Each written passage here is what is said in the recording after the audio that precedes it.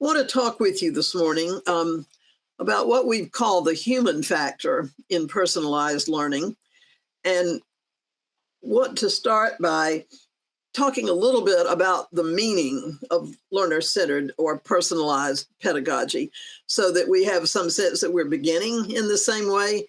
If you are like me, you probably find in your work that definitions of things shift a little bit from place to place.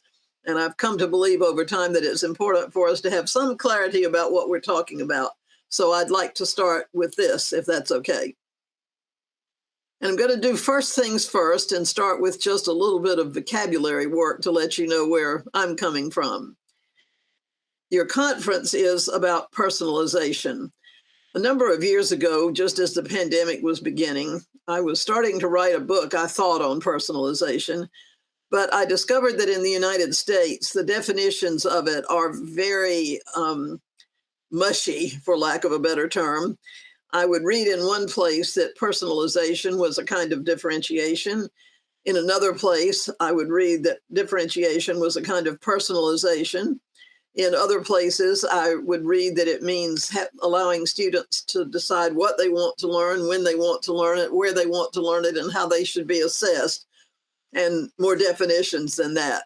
So as I began working, rather than trying to work on a thing called personalization, which didn't seem in the US to be too well defined to me at the time, I finally concluded that what I really wanted to talk about was something that was related to what I have worked on for many years, but not quite the same thing. I talked about, instead of personalization, learner-centeredness. And I think for purposes of our time together, I'll stick with that term learner-centeredness, with the understanding that no matter how we define them, assuming the definitions are somewhat sensible, personalization, learner-centeredness, and the topic I've worked with for nearly 50 years now, differentiation, are more or less essential to one another. So I'm going to work today with the term learner-centeredness, meaning probably what you mean by personalization, but at least I'll be defining what I mean by learner-centeredness, and you can see how the two align. I've always liked this quote from Ed Ayers, who's an educator in the United States that's been known for a while. He says, "A teacher needs a brain to break through the cotton wool, smothering the mind, to break through the blizzard of labels to this specific child, trembling and whole, and to this one, and then to this one. A teacher needs a heart to fully grasp the importance of that gesture, to recognize in the deepest core of your being that every child is precious, each induplicable, the only one who will ever trod this earth, deserving of the best that a teacher can give: respect, awe, reverence, and commitment." For me, I'm not sure that I know a better expression of what I think of as learner-centeredness than what you're probably thinking of as personalization. This says it about as well as I possibly could. We have for so long developed habits that don't serve us and our students well. And one of them is that we talk about the class that we teach. The class likes this. The class didn't do well on the math test. The class is really antsy, nervous after a holiday. The idea that we can teach the class really is a myth. If we have 25 or 30 or 40 or 45 students in our class, we have that many brains. And we know conclusively that those brains learn differently. Also that they bring different languages, different cultures, different support systems, different interests, different dreams.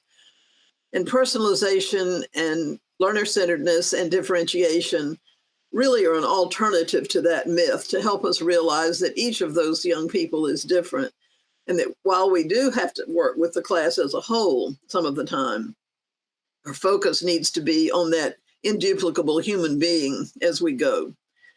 So for me, a definition of learner-centeredness is something like this.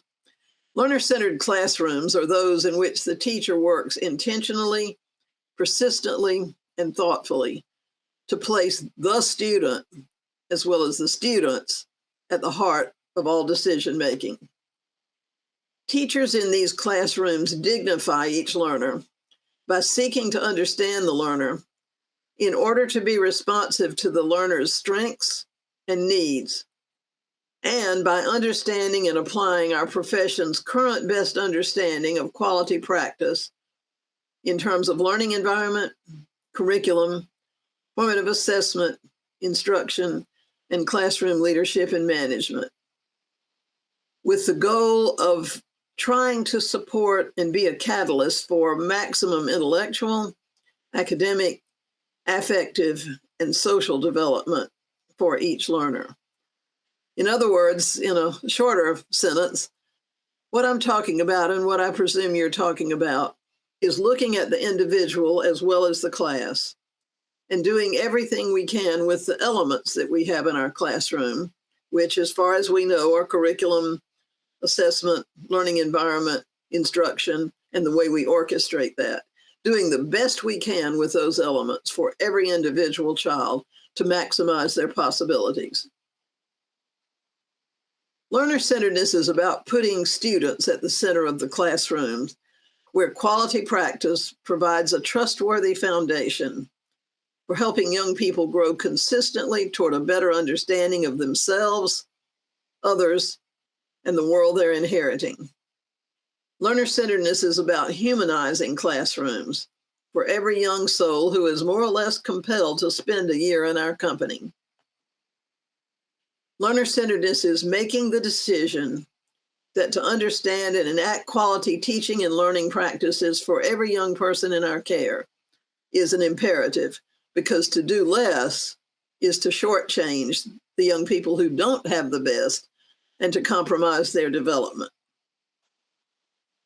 So teachers in learner-centered classrooms honor or dignify their students in at least these ways: by accepting and affirming each student as they are,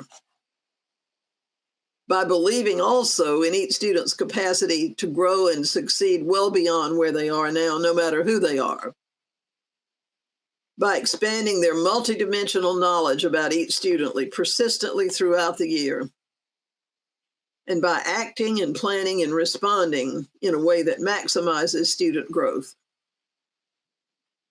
It's an interesting thing, though, placing the student at the core of classroom decisions and processes, which I think is the essence of any learner-centered teaching, is challenging because it asks us to make some major shifts in classroom roles and structures. We're asked to turn away from an arrangement in which we, the teacher, is a power source, toward a perspective in which we intentionally and widely share power with our students. Making the transition from the way we've done school in the past to what learner-centeredness or personalization is asking us to do is perplexing for many of us, because it's so different from the idea of schools that most of us experience in our own educational journeys, and because top-down mandates have provided teachers with little opportunity to even think about, to consider a student-centered philosophy and practice. Here's the difference in the way many of us were taught and the ways that we were taught to teach, and the ways that constraints in school continue to push us to teach. There's a teacher who is the power source, and we have certain elements in a classroom that are there. So we have a learning environment, but it tends to be sort of low community because we're feeling the pressure to cover things to prepare for a test. We have assessment, which over the years has become a judgment of students and of the teacher.